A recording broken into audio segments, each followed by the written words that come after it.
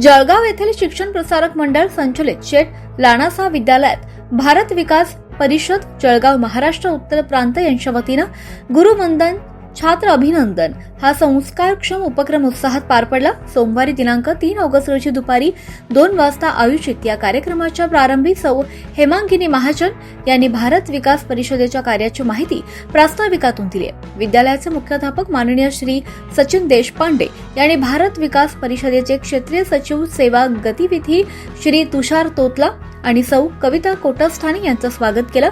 तसंच सौ हेमांगिनी महाजन यांचे स्वागत विद्यालयाच्या पर्यवेक्षिका सौ रमा तारे यांनी केलं। यावेळी श्री तुषार तोतला यांनी विद्यार्थ्यांना भारतीय गुरु शिष्य परंपरेचं महत्त्व समजावून सांगितलं।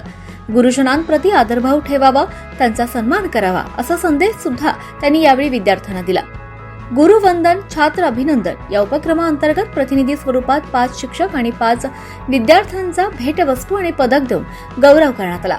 यामध्ये श्री सोमनाथ महाजन, श्री आनंद पाटील, सौ पद्मजा जोशी, सौ प्राजक्ता गोहिल आणि सौ रोहिणी प्रचंड या ज्येष्ठ शिक्षकांचा सन्मान करण्यात आला। तसंच विद्यार्थी केतन कपाटे, प्रसाद जैन, विनय पाटील, रेणुका जोशी, टिशा नेहते यांना गौरवण्यात आलं।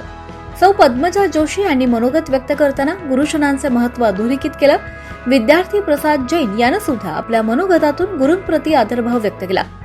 सौ कविता कोटस्थाने यांनी विद्यार्थ्यांना स्वच्छता, संस्कार, पर्यावरण संरक्षण आणि व्यसनमुक्तीबाबत सामुदायिक शपथ दिली।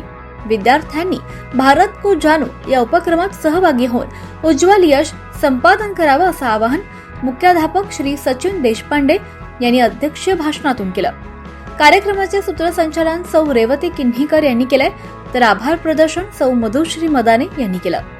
याप्रसंगी व्यासपीठावर श्री तुषार तोतला, सौ हेमांगिनी महाजन, श्री विकास चौधरी, श्री दीपक सेठ, सौ कविता कोटस्थाने, सौ जागृती सेठ, सौ गौरी तोतला, सौ अश्विनी शिंदे तसंच विद्यालयाचे मुख्याध्यापक श्री सचिन देशपांडे, ज्येष्ठ पर्यवेक्षक श्री संजय वानखेडे आणि पर्यवेक्षिका सौ रमा तारे उपस्थित होते। कार्यक्रमाच्या यशस्वीतेसाठी ज्येष्ठ शिक्षक श्री जे.आर. साळुंखे आणि श्री श्रीकांत घुगे तसंच विद्यालयातील शिक्षक आणि शिक्षकेतर कर्मचाऱ्यांनी परिश्रम घेतले।